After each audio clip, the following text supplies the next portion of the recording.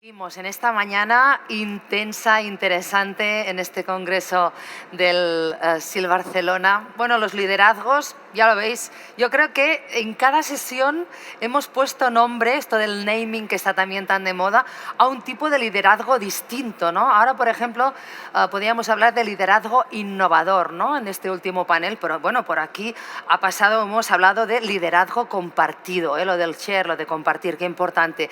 También hemos hablado de autoliderazgo, de nuevos liderazgos. Ayer yo creo que podríamos decir que estuvimos hablando de liderazgo biomimético, es decir, copiar lo bueno de la naturaleza. Digo, bueno, pues oye, los líderes también podrían copiar lo bueno de esta naturaleza, como nos decía Odil Rodríguez de la Fuente. Y de todos nos podemos preguntar, ¿cuál es el bueno? ¿Cuál es el buen liderazgo? Bueno, yo os diría, como la canción de Jarabe de Palo, depende. ¿De qué depende? De según cómo se mire, todo depende. Pues eso, depende.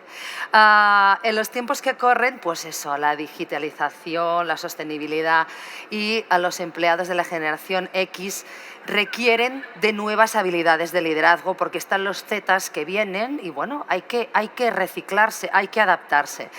Y los y las líderes de las empresas, porque líderes también hay mujeres, tienen la obligación personal de aprender y no ignorar estas habilidades. Mente abierta, vamos a empoderarnos, vamos a equivocarnos, vamos a dar valor a esas equivocaciones. Ahora vamos a descubrir, atentos y atentas, cuáles son las nuevas habilidades de liderazgo a destacar en este año, en este 2022, y lo haremos de la mano de un superlíder. Y lo voy a presentar así, un superlíder que compartirá con nosotros sus habilidades de liderazgo con un método que nos permitirá algo interesante, que es utilizarlas de inmediato. Esto ya pim pam y podemos utilizarlo. Nuestro siguiente inspirational speaker de esta mañana es un pionero en prácticas comerciales competitivas sostenibles, ahora que hablábamos tanto de la sostenibilidad. Ha liderado empresas internacionales tan importantes como The Body Shop, Pandora o Conival PLC. También ha sido director general de Swords, de L'Oréal Reino Unido y director de marketing de News International, de Sainsbury's y de Coca-Cola. Atención, ahora os voy a poner solo dos ejemplos. Dices, vale, muy bien, me cuentas cosas. Nuestro siguiente inspirational speaker, estamos delante del hombre que creó la multimillonaria marca Coca-Cola Cero. Este es el hombre, pero atención, es el hombre que lanzó la icónica línea ¿por qué L'Oréal? Porque yo lo valgo, que es uno de mis hashtags de referencia de empoderamiento en Instagram. Ese es a quien vamos a recibir ahora con un fuerte aplauso, Jeremy Schwartz. Adelante, un aplauso para él, que se note esa energía. Jeremy, bienvenido. Welcome to Barcelona. We really want to listen to your inspirational. Good. Well, I hope so. The session is yours. Great. Hello, everybody.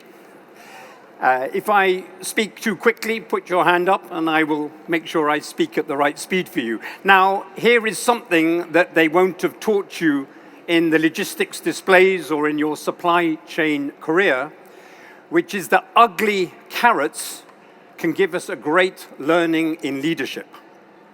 Now, actually, I'm feeling a bit awkward being here today because today in the UK is the Queen's celebration of 75 years on the throne, and I'm here and not in London. But I've rung up and it's pouring with rain in London and pretty sunny out here, so I'm pretty comfortable and really want to be with you. So thank you. What I'm going to do is speak for about 15-20 minutes and tell you some stories about my career. And then I'd like to have a conversation with you, because what's more valuable is to hear your thoughts of leadership and the challenges, and for me to share some of the things I've learned, and hopefully we gain together. So picture me a bunch of years ago as a relatively young manager entering into a new job. I'd been there about 6 months with a retailer in Britain called Sainsbury's, which is the number 2/3 retailer in the UK. And I'd worked out how to navigate the office, where the best coffee was, some of the politics of the job when you go into a new job, who was going to be an ally and who was not. But I was not happy in this job. And I was not happy because Sainsbury's has actually been, in the past, one of the leaders of supermarket retailing in the world. In fact, they invented self-service retailing. They invented chill food distribution, which is very strong in the UK, and a number of other inventions. But they'd lost their number one place. Other retailers like Tesco and Aldi were coming in, and we'd lost our purpose. We no longer did what we should do, we did what we thought we needed to react to the competition. And that wasn't good. We were losing sales, and we were losing share price in the market. Now, one of the things I want to convince you today is that as a leader, you need to have a crusade. You need to have a quest. You need to have a belief in something if you're really going to be an incredible leader. And I decided that I was going to help this company reinvent itself, and I created a mobilizing call to action, something to get the hair on the back of the neck of every employee, 10,000 employees, to believe again that Sainsbury's could be number one. And this was the call. It was to make Sainsbury's great again. And what you probably realized is Trump stole that from me, which just shows you can't trust him at all, because I invented this 10 years before he even was in politics. But with this line, I decided we needed to speak to the consumers, as we do. And of course, just as we see now, consumers are changing what they're looking for. And I was particularly interested in the smart shopper because price, as we know, and convenience has always been important, and it was important then. And you know what that smart shopper was like then? They were looking to show other people that they could make smart decisions, buy quality at a good price, and were clever in the way they found it. Something we see now, of course, but then that was less usual. The other thing, from a supply chain point of view, I was very interested in was how do we source fruit and vegetable in the UK or in all supermarkets? And I discovered there are 3 types of crop. There's something I called the top of the crop. It's actually only a small volume. It's on plums, on tomatoes, on strawberries. It is the best tasting, the most flavorsome, the most delicious. But there's usually only a relatively small volume, and the retailers who buy that are the premium retailer because they don't have a big volume, and they know their customers will pay for it.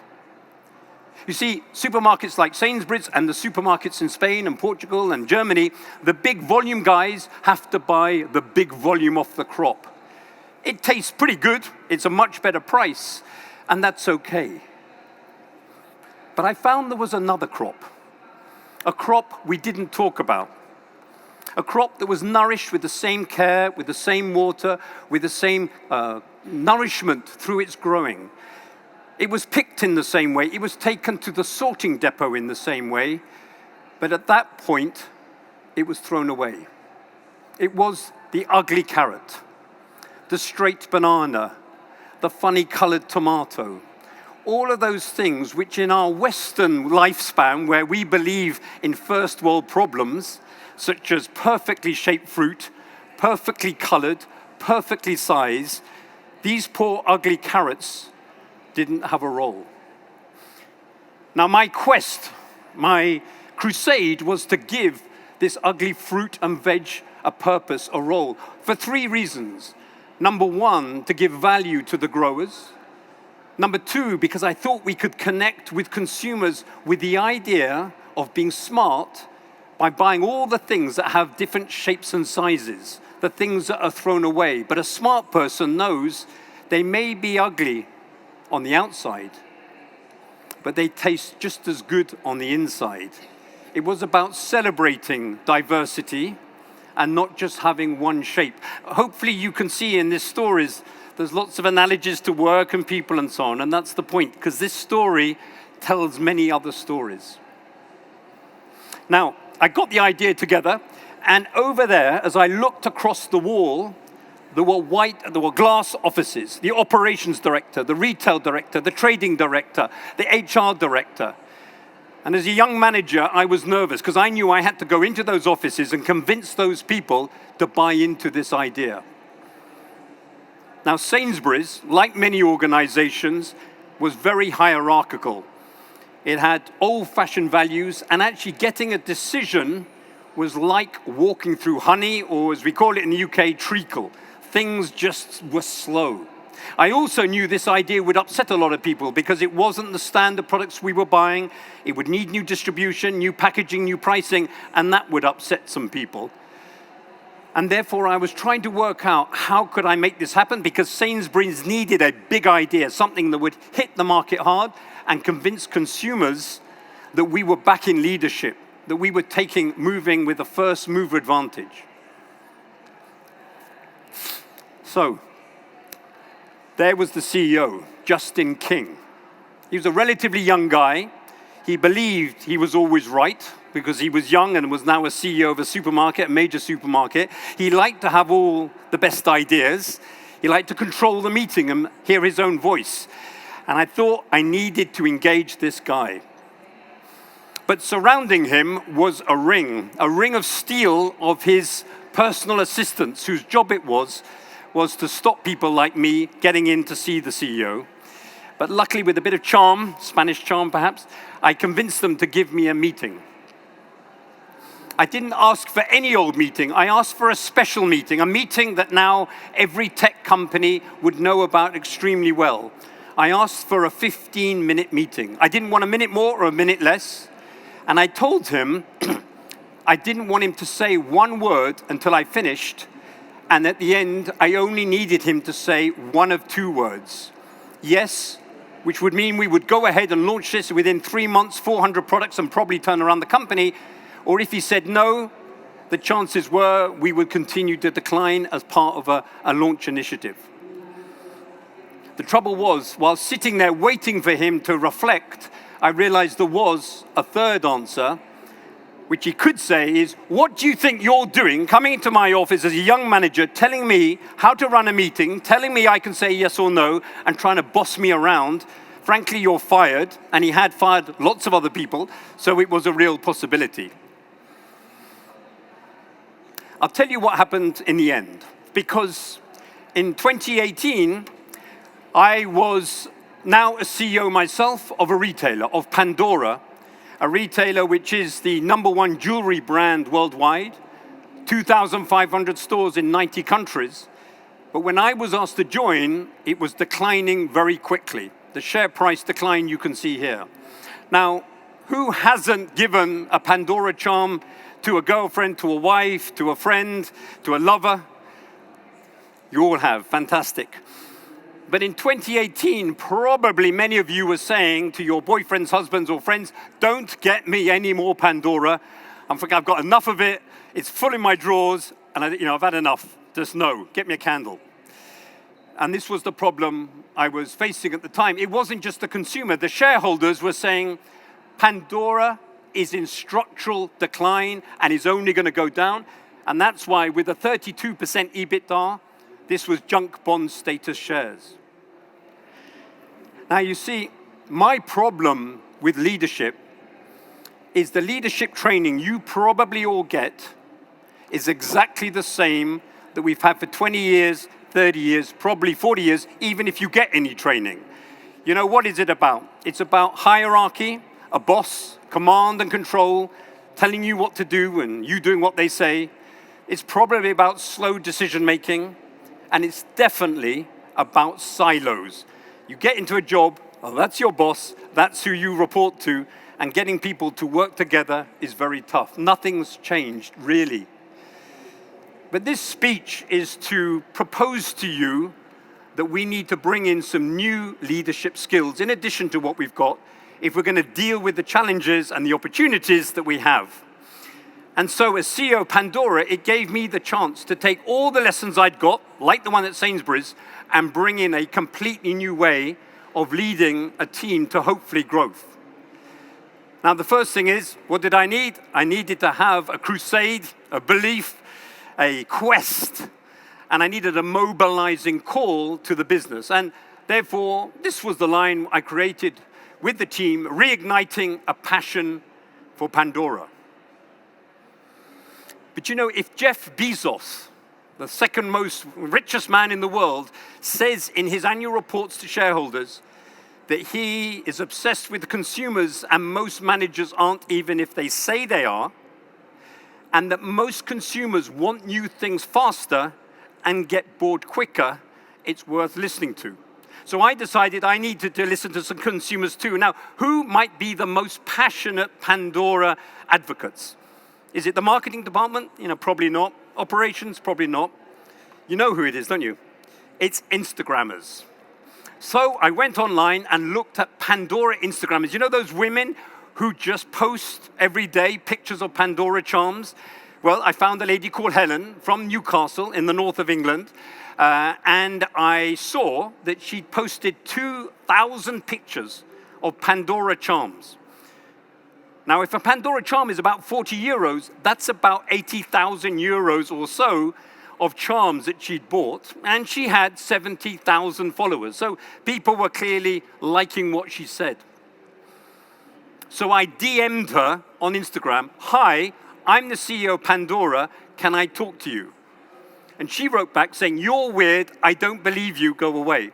So I said, no, I really am. Go on Google, my name is Jeremy Schwartz, you can see me and check me out. And she did, and then we started talking. And she told me lots of rich insights about how consumers were really thinking about what the company was doing to the brand and how we were messing up with too much discount, not focusing on charms. And she too wanted to reignite a passion for Pandora. Now, I told you about that 15-minute meeting. Well, that is called agile management. We do it a lot in tech. And I gave the management 8 months to completely turn around Pandora because we had to hit Christmas 2019 to be different and impactful in the market. I'm talking about a whole new website, new products, new branding, new commercial plan. I made it so short that nobody could get stuck in the treacle. And amazingly, we relaunched in Christmas and got this result in the next 12 to 18 months. We added 7 billion of shareholder value to the company. Consumers so believed back again that in Italy and Spain, for example, sales went from -22 in 2018 to +10. Shareholders were in belief, and the employees re-again believed in the power of charms.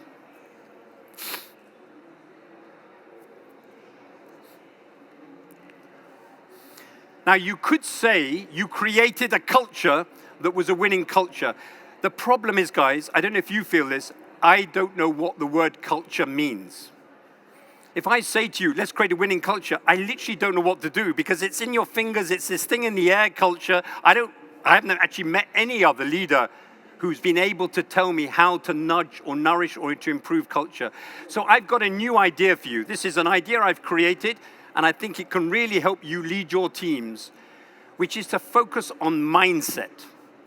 I know what you're thinking now.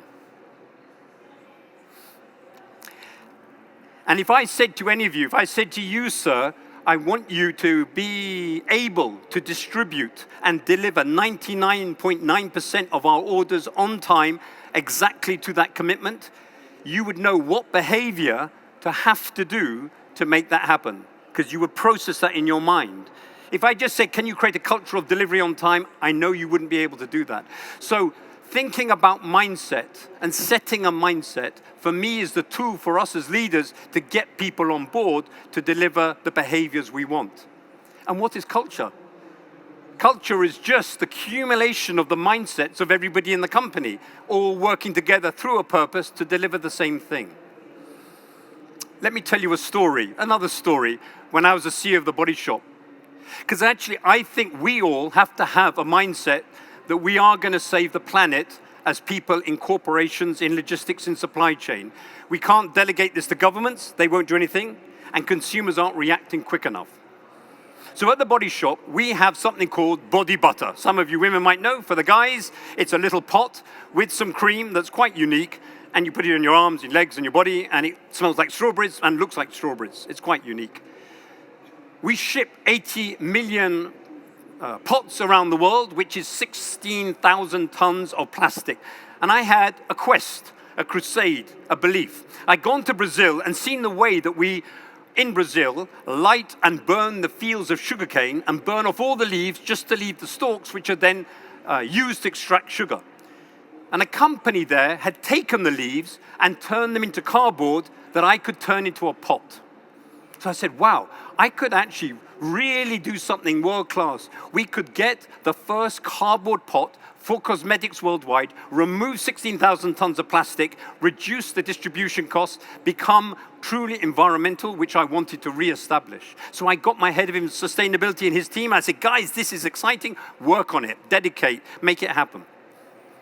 But strangely, every 2 months when I had a meeting with them, nothing really had happened. We just weren't progressing, and it was like really weird. Guys, you could be world leaders. What's going on? And I discovered that they were frightened, really frightened by the perception of the cost that this new piece of packaging would incur versus plastic, and the complexity of making it happen. And therefore, they were purposefully not making this project work.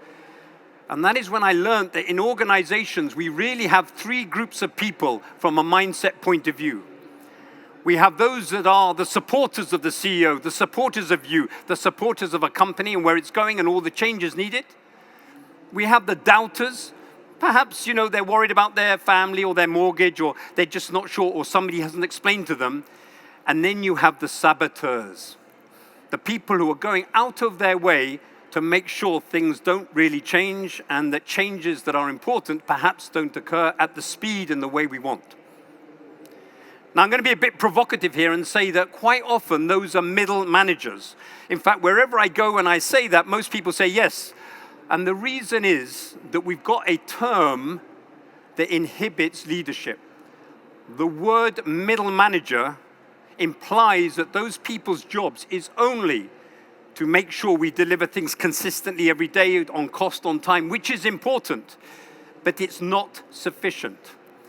We need middle people. We need all employees and everybody to be a leader now. What does that mean? It means you've got to be both a manager and a leader, an employee and a leader. You've got to do the things leaders do, which is to have a quest, to have a crusade, to have a belief, and to have a responsibility to make things happen, to get decisions made. And therefore, I'm looking at renaming all my middle leaders as middle managers, as middle leaders, and to bring this thought. And it's important for Generation X, because they don't want to just do a job. They want to contribute. They want to make an impact. But what do all of you struggle with and get frustrated at work? Well, I suspect you got frustrated in the same way I did at Coca-Cola, and decided to map every single thing we did on a project, and discovered that we had periods of lots of activity when we did a lot of things, and then nothing happened. Why did nothing happen? Weeks, nothing happened, and that's why projects seem to take so long. And the reason is we were waiting for a boss, like Justin King, to make a decision, or somebody was not pushing us forward. And that frustration drives people to not bother and just become managers and no longer really try and be leaders. So the opportunity is to crush that time and to remove those dead spots. But how do you do it? Right, I want to finish on a tool, 2 tools to get decisions done in a way that really drives results in businesses and inspires employees to work. So last week I had a board meeting at a beauty company, and I have been asking to have a sustainability director recruited for 6 months. In every board meeting, we would have a chat about this, and the CEO would say, yes, we'll do it. And for the next 4 weeks, nothing happened. Board meeting after board meeting, just like that diagram, lots of talk, no action. And the question was, right, how could I change this? This is not acceptable. So the night before the board meeting this time, I said, I want to see in the next 12 hours the job description, the business proposal, and we're going to make a decision. I wanted to give him a timeline that was so tight he would act, which he did. So the board meeting started, and actually this company has been incredible. It's hit its sales and profit opportunities, even within the context of our cost increases, container cost increases, product cost increases from China. So we were celebrating, but This little agenda point was being pushed and pushed off the agenda. The sandwiches were getting cold. And I insisted that we have this conversation. It was an easy decision. Should we recruit somebody or not? And yet half of the board were saying yes, and the other half were complaining about the cost. Yes, but what about the cost? We haven't really got the money for this. There are other people. And now I want to give you probably the one thing I would like you to take away. It's a tool. I'd like you to practice it. And I believe if you do, you will get decisions made. And it's called the P&L business case. Now, usually when one says the word business case, most of us get nervous because a business case sounds like lots of words, lots of pages, and something people don't read. And this is not. This is a one-page Excel spreadsheet. So this is where most discussions in most companies are that I've been in. We talk about cost, cost, cost. Should we do it or not? And what I'm using all the time now is to talk about the revenue and the profit. It's not complicated, but I was with a hotel business just a couple of weeks ago, walking the rooms. The general manager was showing me the nasty rooms and said, we must refurbish this. It will cost 30,000. And the owner said, yes, yes, and walked on. Why would he invest 30,000 if there wasn't a good return on investment, if we didn't propose that return? And by taking this and showing the return of investing in these rooms, that was actually only 5 months, we refurbished the whole hotel. So use this tool. It's super simple. It gets decisions made. But, of course, you might be thinking, but I have a nasty boss, just like Justin. He won't allow a simple chart like this to be accepted because he'll want to say, yes, but what happens if the revenue is not 100? So the other little bit is 3 columns. This is the sensitivity. So what is the worst case that could happen? What is the likely? And what is the best case? And with that, you will be able, I would suggest, and I do, get almost any decision made by any management team. Right, I'm finished, but I didn't tell you what happened to Sainsbury's. So I was sitting there, and Justin said, right, let's go. Let's launch those products in 3 months, the 400 products. We launched them along with multiple other initiatives. And Sainsbury's, on my little business case, we'd set to recruit 3 million new consumers from the competition. That was our likely case. In fact, over the next 18 months, we recruited 6 million new consumers and put £5 million of shareholder value onto the business through that initiative, which required a quest, some courage, and a crusade. So in summary, my 3 points to you were, think about focusing on mindset, not on culture. Really thinking about everybody should be and must be a leader and not just a manager. And that you can get decisions made faster if you use my little P&L business case. Thank you very much, everybody. Thanks for listening. I really appreciate that. Fantástico. Thank you very much for esta charla inspiracional fantástica. Any questions? Or observations, or a conversation point, or a disagreement. Or conversation for Jeremy. Pasamos el micrófono aquí. Jeremy, thank you very much for all that passion and energy that you put into the speech. It was very inspirational. And, well, you cover like many different areas, but perhaps one that is most interest for me is like when you were telling the whole story about Body Shop and how you managed to, you know, redo like sustainable packaging. And because you have this experience traveling all around the world and managing operations at different companies around the world, what do you think about the government regulations, and especially when it comes into sustainability? I know it's a huge question, but probably you have faced it a lot.